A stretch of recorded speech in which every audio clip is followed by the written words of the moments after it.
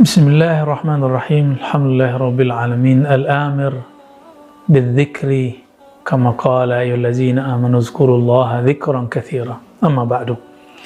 Sahabat-sahabat pencinta zikir, pencinta Allah Subhanahu wa taala. Saking cintanya orang kepada Allah, kadang dia lupa norma-norma, kaidah-kaidah, asbab-asbab yang mesti dia lakukan untuk sampai merasakan hadirnya Allah. Salah satunya, banyak sekali kawan kita yang mengambil wiridnya bukan dari kolbu seorang guru, tapi dari kolbu sang Syekh YouTube.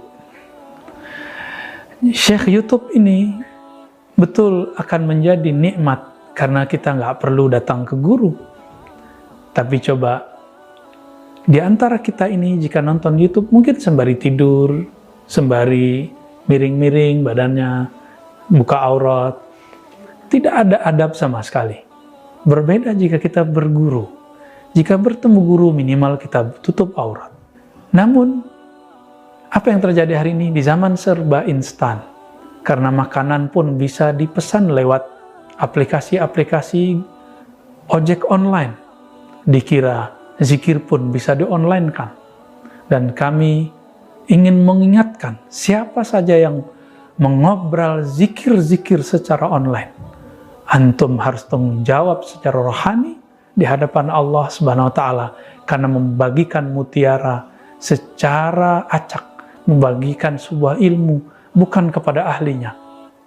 Jika di dalam surat An-Nisa ada larangan, walal tu'tus sufaha, jangan berikan harta waris kepada anak-anak yang masih safih. Itu benda fisik, materi. Tidak boleh diberikan kepada orang-orang yang belum cukup akalnya, belum cukup umurnya. Lalu kenapa dibolehkan? Kenapa kita bagi-bagikan secara obrol di YouTube? Sehingga terbuka, yang ilmu ini tadinya bercahaya, ilmu tadinya bertuah, sekarang menjadi tidak bertuah. Dan belum lagi efek-efek rohaninya yang sangat luar biasa, sulit ditanggung. Tidak sedikit kawan-kawan kita yang berzikir lewat online, lewat YouTube itu, kemudian mengalami pengalaman rohani yang tidak bisa dibendung. Maka ada yang majnun, ada yang gila, ada yang kemudian merasa dirinya jadi Imam Mahdi, bahkan ada yang merasa dirinya jadi Nabi Khidir, ada yang merasa dirinya jadi malaikat, tidak jarang juga ada yang merasa dirinya jadi Allah. Ada juga yang jadi gila. Maka sahabat-sahabat karena Allah, benarlah dulu Maulana Zaki Ibrahim, Imam Syaziliyah, salah satu ulama, guru-guru orang-orang Al-Azhar sekarang.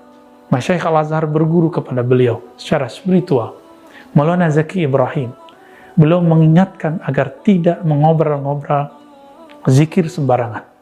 Bahkan dalam kitab-kitab beliau, ya, itu tidak sembarangan lafaz zikir boleh dibagi. Karena ada beberapa lafaz zikir itu yang sensitif, ya, bisa dijebak bukan oleh malaikat, tapi dijebak-jebak oleh jin-jin syaitan. Teman-teman, ini bukan perkara sekedar merasakan ketenangan hati, tapi ini perkara langit, bumi, dunia akhirat.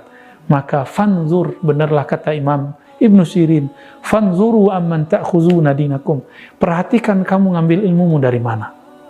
Maka jika dia dalam ilmu hadis itu ilmu yang zahir, hissi samai, apa yang didengar, apa yang dilihat, apa yang dibaca, itu wajib melalui jalur sama ala lafzi syekh, mendengarkan kalam guru, atau guru murid menyetorkan bacaannya seperti para penghafal.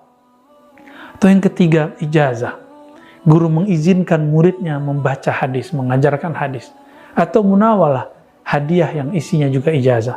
Di luar itu, maka dalam ilmu hadis itu dhaif dan itu tertolak. Maka sama dalam tradisi ahli zikir itu lebih ketat lagi.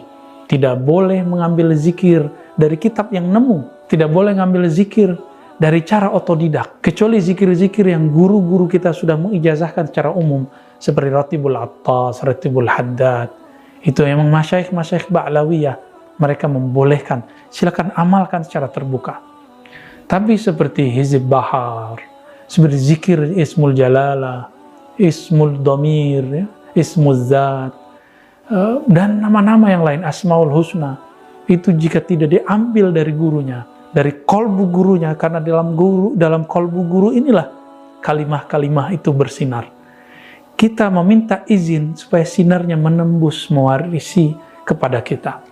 Inilah pentingnya ijazah. Maka orang-orang yang tidak mendapatkan ijazah dalam zikir, jika dia tidak kuat melakukan riyadhah, maka dia tidak dapat keberkahannya. Dia hanya dapatkan pahala, tapi tidak mendapatkan al-faid dan al-madad secara rohani, limpahan-limpahan rohani.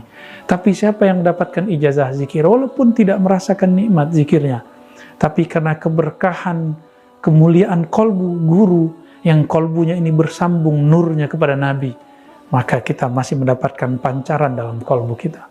Inilah yang menyelamatkan banyak murid. Tapi zikir-zikir di luar ini sangat sulit diselamatkan. Maka sahabat-sahabat karena Allah, tidak boleh zikir tanpa ijazah, kecuali zikir yang am, zikir yang umum. Adapun zikir-zikir khusus, zikir menarik rezeki, nolak bala, zikir menguatkan jiwa, ketenangan jiwa, zikir ma'rifatullah, ini harus dengan bimbingan guru yang kita ketemu secara fisik. Meskipun guru itu bisa mendatangi kita secara rohani, tapi ketemu fisik adalah hal yang wajib. Kecuali kita ini sudah sampai levelnya Sayyidina Uwais Al-Qarni, yang beliau cukup dengan merawat ibunya, maka namanya, cahaya kolbunya terbaca dalam kolbu Nabi. Maka Nabi mewasiatkan kepada Umar, mewasiatkan kepada Ali, wahai Ali, wahai Umar, datangilah orang ini, Uwais Al-Qarni, mintalah doa kepadanya. Jika kita emang sudah menjadi Uwais, silakan. Tapi siapa yang menjadi Uwais? Uwais meninggalkan haji umrohnya, cuma ingin merawat ibunya. Karena ibu adalah wasiatullah fil ard, wasiat Allah di bumi. Maka itu pun juga pancaran dari kenabian. Sahabat-sahabat yang karena Allah, jaga kolbu, jaga pikiran, jaga keselamatan, kewarasan kita. Bergurulah kepada orang yang hidup, yang ma'zun, an syaikhin ma'zun, yang dapat izin dari guru yang bersambung sanadnya kepada Rasulullah sallallahu alaihi wasallam. Assalamualaikum warahmatullahi wabarakatuh.